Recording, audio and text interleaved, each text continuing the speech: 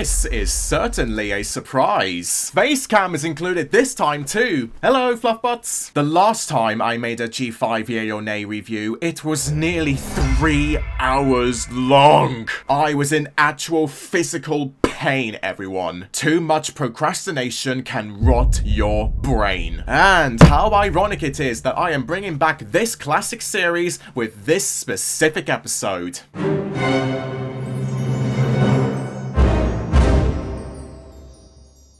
Have you ever had a feeling of uncertainty when you're indulging yourself in your favorite hobbies? Artists staring endlessly at a blank canvas, writers with their fingers frozen on a keyboard, singers struggling to get their voices at the right pitch. If you've experienced that dreadful sensation before, yeah, you have something called creative block. An inability to express your creativity and new ideas into reality. You basically just feel stuck. Which is how I felt towards this reaction series after creating that unnecessarily long video years back. That makes up the premise of the first Tell Your Tale special, the Blockywockys. After a second season of Tell Your Tale was commissioned, seeing the viewership success of the first season, it was proposed that Generation 5's 2D show would generate full-length specials that would be the normal episode length every few months. And we all know how much Hasbro screwed that up. You disappoint me, my friend. This story centers around Izzy Moonbow embarking on a global journey to relieve herself of that horrible cloggage in her creative heart. Written by showrunner Gretchen Mallory, after a rather successful run of episodes like Cake Dragon, Jazz Hearts Rocky, Mysterious New Room, and The Lone Alicorn, did the Blockywockys manage to keep its fantastic streak going, or did it remain trapped in its blockage? The Blockywockys! The what now? The opening of the Blockywockys is brilliant, with the debut of musical number Feel the Magic playing underneath. Come on, feel the magic, come on, feel the magic.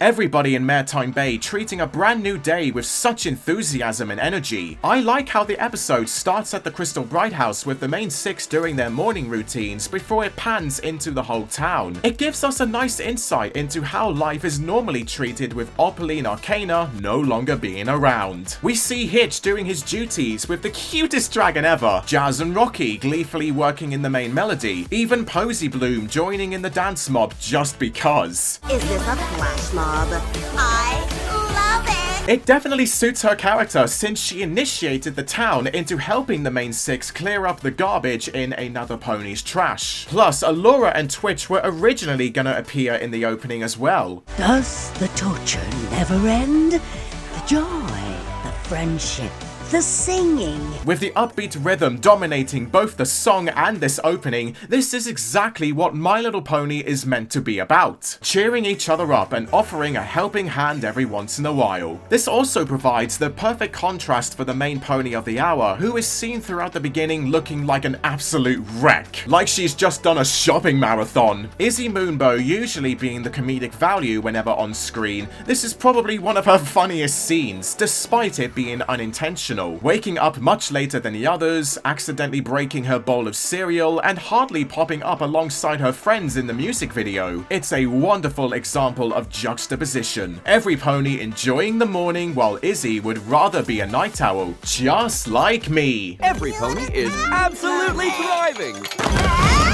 Ouchie! This is the moment when the special clicks into life, with Izzy's declining inspiration being represented in these beautiful scenarios of what to do. I profoundly appreciate how her imaginary friend, Senior Butterscotch, is the best conduit to convey these mental thoughts from Izzy's brain. Introduced in Season 1's It's TUES Day, Senior Butterscotch is an outstanding portrayal of Izzy's deeply rooted loneliness that was hinted back in A New Generation and the traditional Unicorn Sleepover. Izzy handling her creative block by communicating through Senior Butterscotch as if he was sentient is a great coping mechanism. Her need of someone to simply listen to her is strongly displayed in the scene on the Bright House balcony and her breaking down on her bed. I think I might have used up all my creative-y juices!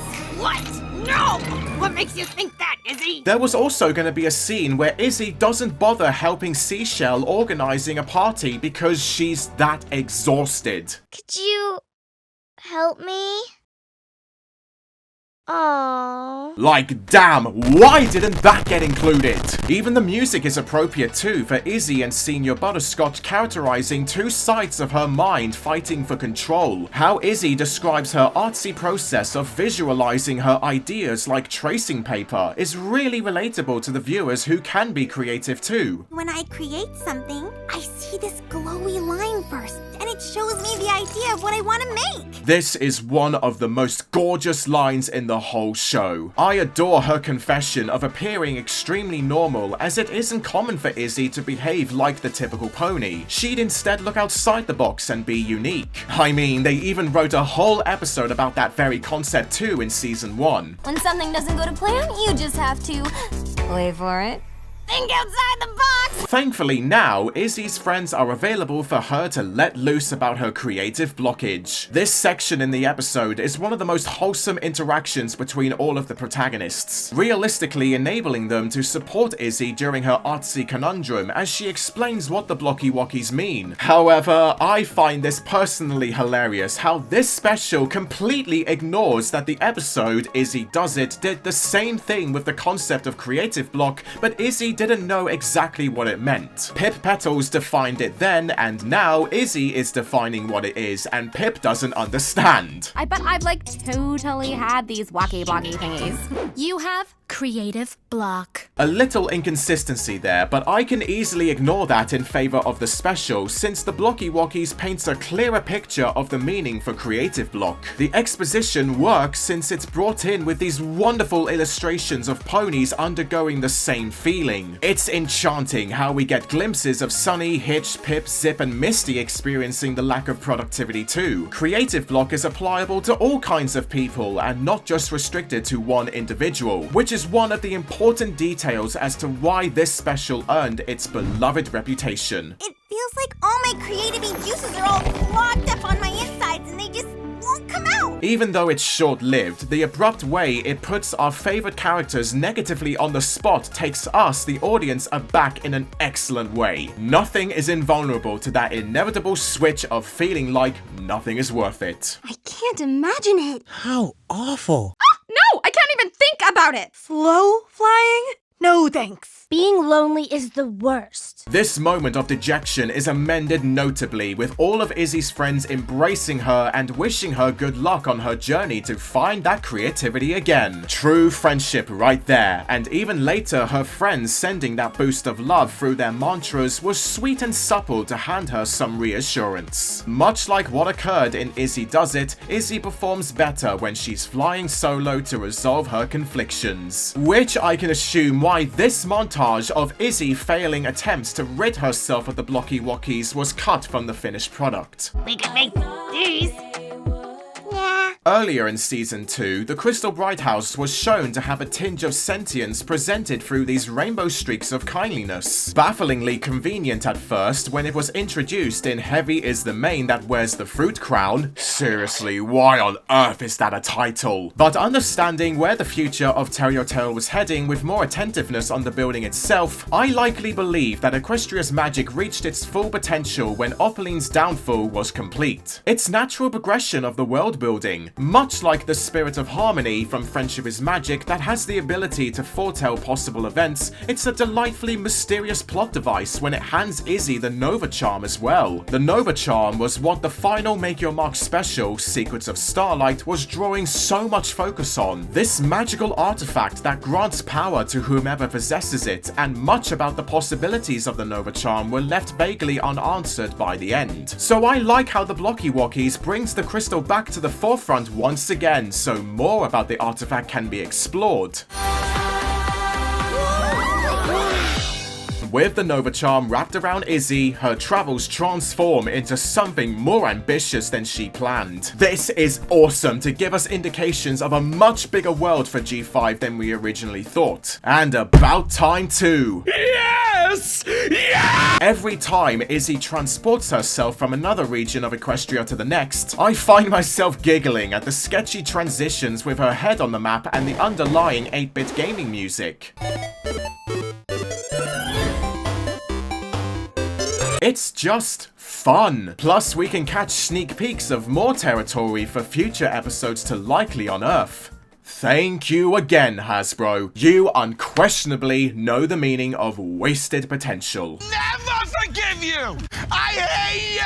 The locations of Starlight Ridge, the Dragonlands, and the Jade Sea are brought into the episode marvelously, and it doesn't feel rushed at all. With the narrative of creative blocks still lingering wherever Izzy ends up going, it's a significant change of pace to dissect a variety of ways to cure yourself of that horrible cloggage. It provides a gratifying understanding of how different people deal with this temporary doubt, and I love how they get brought out one by one with these terrific performances of the side characters.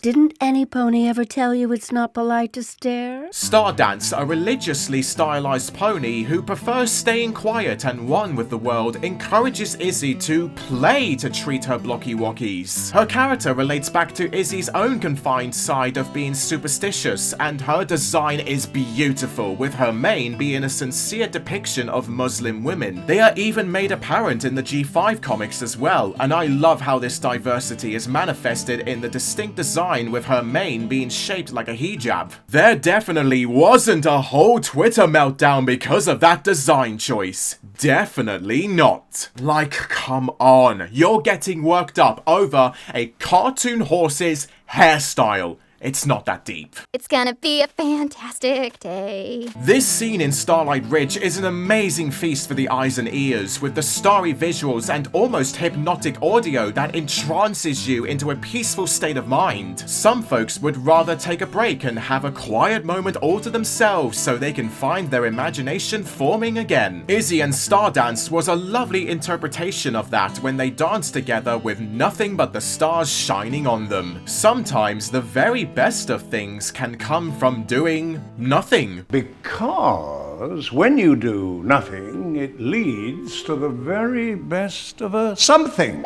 Sorry, Winnie the Pooh, I totally stole that from you. And also, Violet Frost was originally going to be the pony that Izzy encounters first in Starlight Ridge, and she advises Izzy to pay Stardance a visit. There is a wise auroricorn called Stardance that lives on the tallest peak in Starlight Ridge. Maybe she can help. Izzy then ends up in the Dragonlands, where we see the reintroduction of BLUESKY Song and Tumble. These two characters have been the dragons who have appeared the most in the 5th generation, so it makes sense for them to crop up again. However, I would have honestly wished to see a few others from the Dragonlands too, namely Leaf, Lux, Fountain, and even Spike. Yeah, they completely forgot about him, didn't they? Blaze proposes the notion that Izzy tries to regain the reliance in herself by engaging in a trustful, the classical game of testing the boundaries of your confidence with another person. Do you allow yourself to plummet into the grip of the unknown, or are you deeply insecure about your competence? We don't always know how it's going to turn out, Izzy. Sometimes we just have to jump. Much like when you're trapped in creative block, we always don't have the answer of how to break free. You just need to have the confidence to try and recover that spark. Izzy's facial expressions turning from anxious into determination is fantastic and makes for quite the suspenseful scene. The music alone was captivating too, with its repetitive jingle.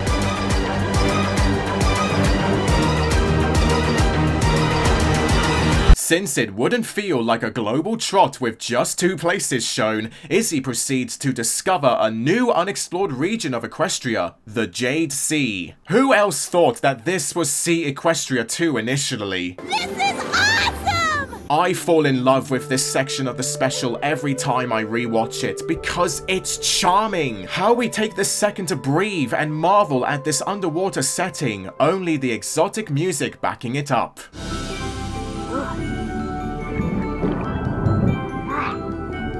We don't need to see anything yet, we only need to know there's something serene about this new location, which is solidified by Izzy's amazement before her future secondary girlfriend bumps into her. I adore Destiny as the main subject to establish the sea pony's existence in Generation 5. She is simply sublime. Her pastel color palette is soothing to the eyes, along with the braids in her hair and that special skirt dangling on Destiny's head. Someone, please, make a creepy AU of Destiny actually being an anglerfish and gobbling up Izzy whole. I apologize, I couldn't resist. Izzy and Destiny's interactions in the ocean are nothing short of endearing. If you're gonna re-establish a generational species into the show, you don't want to overdo it. Hence why all that the girls talk about is how a playful attitude can revive your power to create, staying headstrong and being optimistic that one day you will eventually unblock that obstruction. Because really, what's the point in consistently being miserable about yourself if you're not gonna try? Like what Destiny references about laughter, all you need to do is At the end of Secrets of Starlight, the villainous Allura and Twitch make it their mission to retrieve the Nova Charm back from the ponies. Originally, we were led to believe that Allura stole it from the Auroricorns, but with context from the penultimate Season 2 episode, No Place Like Home, we shockingly realized that it is in fact her property. I guess her brother Altero didn't do an efficient job at protecting the crystal, since it got swept into the Auroricorns' care when Allura vanished. So Allura swears on her brother's life that she will get it back. Don't worry, brother. I'll get it back. We last saw her in the episode Icy Prince, where she was seeking out a base for herself and Twitch because she prefers solitary confinement within an environment familiar to her. The same occurs in the Blockywockys when they finally settle down in the identical cave that Zip and Pip got stuck inside in Portrait of a Princess. Yep, there's a fun fact for you all.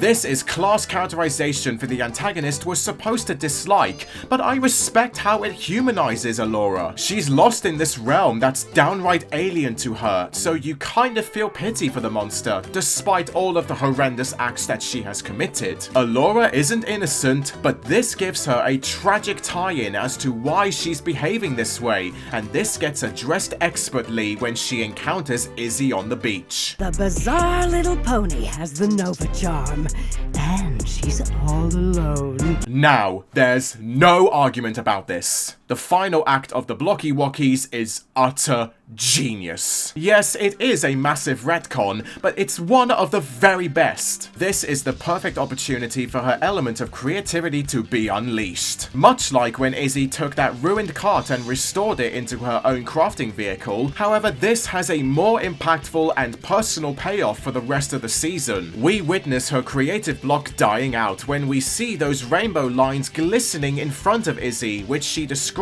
at the start, and it's seriously fulfilling to see the liberation coming to life, especially when she imagines her friends first and foremost before anything else. What? Is there something on my face? I gush with glee watching Izzy's performance beam into the sky with the debut of the song Let Your Magic Run Wild blasting away.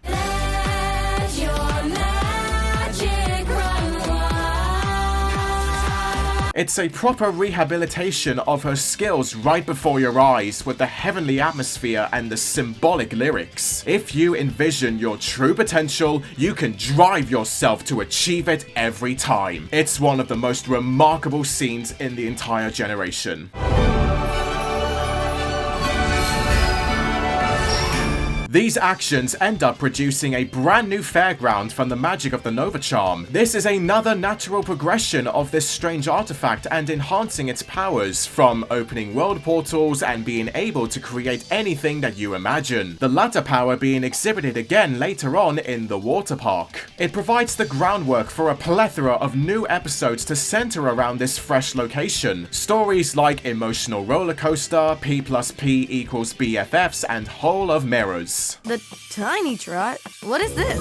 Some kind of special board trot area for critters, foals, and fillies? I love the board trot. Your regular boardwalk situated by the sea with inspiration from real-life beach piers like the Santa Monica Pier or the Brighton Palace Pier. All of these exciting and thrilling activities to dive right into and enjoy to your heart's desire. I also like how we see the board trot first at night because it's such a stunning way to bring out all the fancy colors. The ending montage is a perfect way to wrap up the special positively. Not to forget how Destiny's small cameo becomes the foundation for the rest of Season 2 to come alive, and the Crystal Bright House correctly predicted this when it gave Izzy the Nova Charm. We would have seen her make another appearance with the entire species of new sea ponies and creatures later on in Season 2 if the higher-ups weren't so greedy. You know what they say. A tiny sea pony bumping into a unicorn today may lead to a massive boardwalk being created minutes from now. Boom.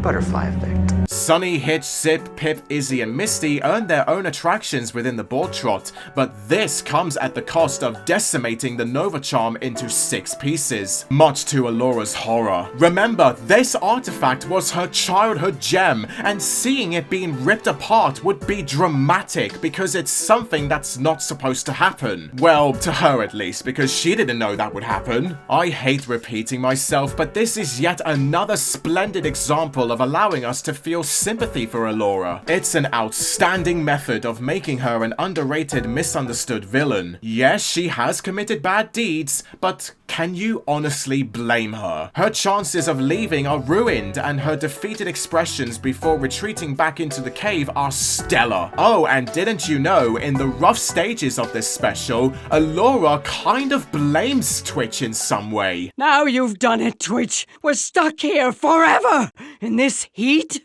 Are you happy now? This sets up an intriguing moral dilemma for the backdrop throughout the rest of Season 2. We, the viewers, are continuously unsure of who to really root for. In reality, both parties are just as conflicted as one another, but they don't realize it yet, and I love that. Dragging out the mystery so more of the story arc can be addressed, and making the most of the board trot before it all goes downhill. We witness several episodes embodying these very factors, like Ooh, a New Friend, where Izzy displays pity for Alora's situation, Mystery of Missing Time, where Alora puts up a mirror to Zip's accusations against her, and even the unreleased second special, Rainbows, Roller Coasters, and the Hopalotters, with Sunny offering a truce with Alora so she can help.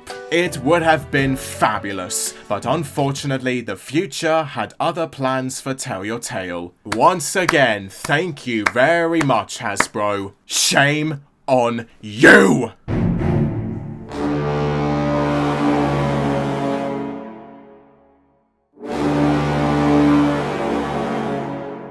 So, repeat this after me, FLUFFBUTTS. Oh boy, it's been such a long time. Was it a yay or nay? It's a golden yay. What were you FLUFFBUTTS expecting? Anything else at all? Without a shadow of a doubt, the Blockywockys is one of the most distinguished episodes in Generation 5. It could easily be considered for a spot in anybody's top 10 list, and for very justified reasons. Izzy Moonbow is on top form every time she is on screen, and her quandary with creative block is super relatable to the audience. It uniquely rationalizes a handful of methods in dealing with that pause of inspiration. Combined with a bunch of colourful visuals and comedic dialogue, the Blockywockys is undeniably Izzy's finest hour. Her friends' inclusion are a wonderful connection to keep her tethered to reality. You can definitely see their devotion to each other and Izzy. Bringing back the dragons, Starlight Ridge, and giving the sea ponies a new lease of life is astonishing. Destiny especially. We stan her. Putting Alora in the middle of the story rewards us with another view of her current stranding in Maritime Bay, allowing us to see Alora in a different light and how she internally feels towards everything around her. The introduction of the board trot was a smart idea to further stretch G5's Equestria that ever bit more, and we cannot forget about the 2 new fan favorite songs that stole the hearts of many. Such groovy and energetic tunes to feel revitalized by. Gretchen Mallory's writing may have been mixed in Season 1, but here she achieved a major win. This result could have been seen from miles away. The Blockywockys earns a sparkling S rank on a tier list, and I would give it a 9.5 out of 10. There are some tiny nitpicks and 1 or 2 inconsistencies, but they certainly cannot overshadow a near perfect story. It's an episode I could re-watch on repeat without ever becoming bored. I always experience the same thrilling emotions as if I am watching it for the first time. The Blockywockys is definitively Izzy Moonbow's greatest episode, her magnum opus. One thing's for sure though, this brutally proves that Tell Your Tale deserved better treatment and a longer runtime to properly flesh everything out in a more detailed perspective. It does appear to seem like Hasbro is stuck in a dark place. Somewhere they cannot seem to find the creativity for what they produce again. They've blocked themselves. They've lost the spark. Perhaps, maybe, this special was trying to warn us of something dire after all. Hasbro have lost it. They have had the Blockywockys all along.